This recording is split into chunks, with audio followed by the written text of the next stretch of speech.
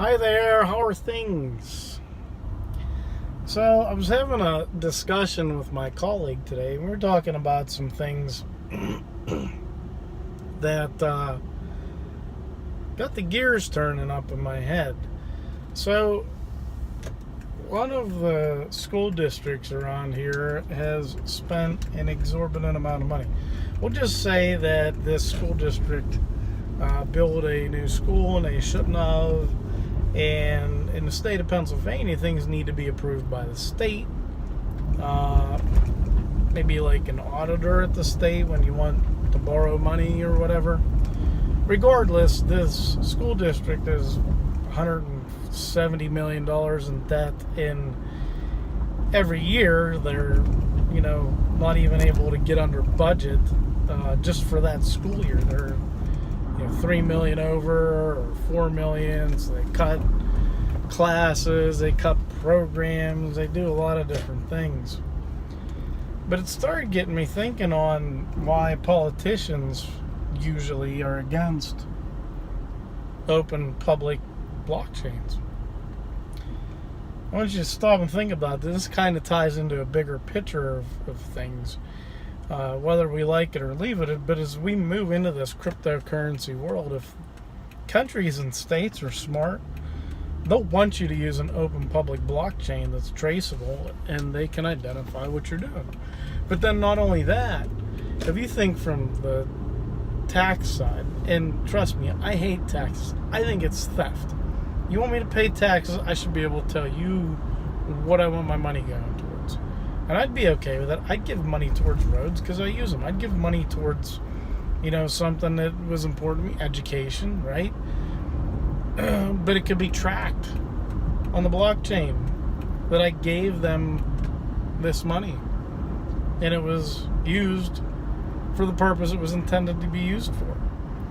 So we'll just take the school district, for example, and the state, right? It would have been open on a public blockchain. People would be like, whoa. And you would have that many more eyes looking at different things, and people would be under a microscope a little bit more because you'd have access to all that information. It would be verifiable. Verified. You wouldn't have to trust a third party. Just like in a school district example, you're trusting a business manager. And from what I understand, a business manager said you can't do this, and the school board's like, it's okay. Go ahead, do it. We're going to pass this budget anyway. Or how did the state think this was okay? Again, you're trusting someone else to approve something, whereas you could probably even avoid it at the state level. The state may be holding these funds and release. I don't know. You could really, the public service area where people are providing taxes for things, whether it's a police or firemen or women or, their local ambulance or something, you would really know where that money was going. And that, I think as we move forward, if that happens, we're going to see benefits for a lot of things. We'll feel better knowing that our monies that we're giving to certain things are traceable and verified on the blockchain that, I gave that money and they took it and they put it into these funds, and those funds were in certain accounts, and those accounts spent money on something they should have spent it on. It makes much more logical sense, and it's just a matter of writing out the applications to take care of these situations. And it could happen, and that when you think about it, that little scenario is on a bigger grand scale, or on a much wider perspective on, something that the blockchain can help fix. You take something like Cardano, and a lot of their focus is in Africa, and for good reasons. Why?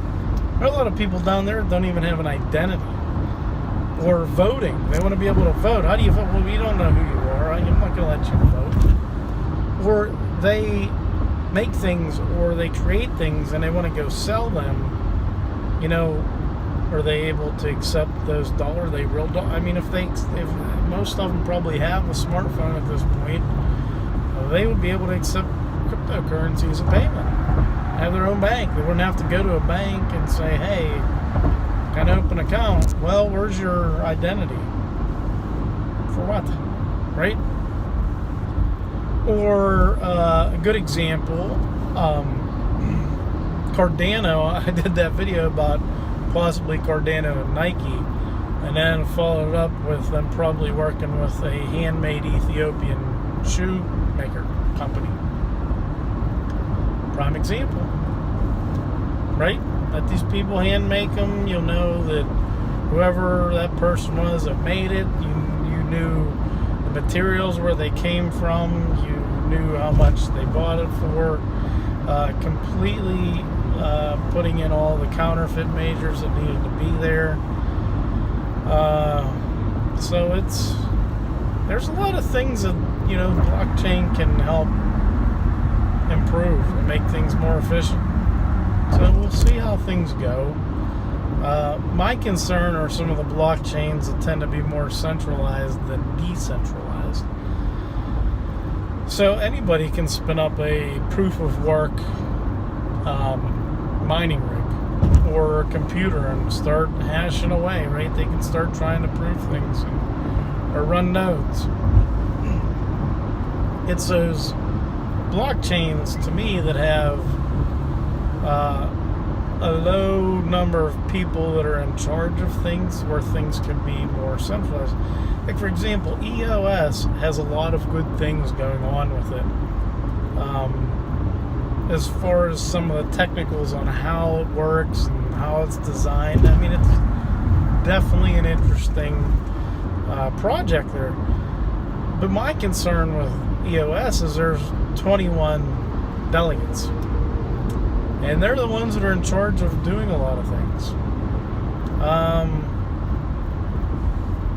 That doesn't sound much different than the central banks that are around the world. They would, those delegates could be in control of everything. So I don't care for that. I like the immutable idea. There's pros and cons to it, but when transactions are immutable and they're recorded, the only way to reverse them is to do another transaction. So what? Now everything's recorded. Like, we'll just take that out of our books. Well, no. I think with EOS, they allow people to get their funds back if they're stolen. Like, hey, that's a cool idea, but there has to be a better way, a better solution than that. 21 people being in charge. Well, not really 21 people. They're actually, I think, organizations that are in charge of EOS. So it is what it is. But this is experimental time in this huge, awesome world that we're stepping into. And I think things are going to work. Things are going to break. We're going to find out what's good and what's bad about certain blockchains or certain proofs, as far as how things are verified, whether it's proof of work or proof of stake, delegated proof of stake, proof of this, proof of that. I mean, there's pros and cons to it. We'll see how things unfold. But I think the projects are going to be around a long time, are the ones that are going to focus on real world use cases and not just spin up something like an ICO. Oh, we're going to put this on the blockchain. And there are some good ICOs. They're going to solve some things. But they're using a blockchain, which is good. They're trying to decentralize a service. Again, good. But I'm sure there's a lot of them out there that don't need to be on the blockchain. I'm just saying. So, I did read a good article, I believe it was on CoinDesk today, about Lisk. The founder of Lisk was interviewed. Very, very good. That's a project that kind of gets overlooked. something you might want to dive into a little bit. They are DPOS, Delegated Proof of Stake. They have 101 delegates. A little bit better than 21. So it allows them to get things done a little more efficient. They're still working. They just are releasing out their alpha software development kit. So I don't want to say they're behind, but they got development stuff left to do. So anyway, I hope y'all are doing well. Don't forget to subscribe and hit that like button if you haven't done so. And we'll see you guys tomorrow. Bye.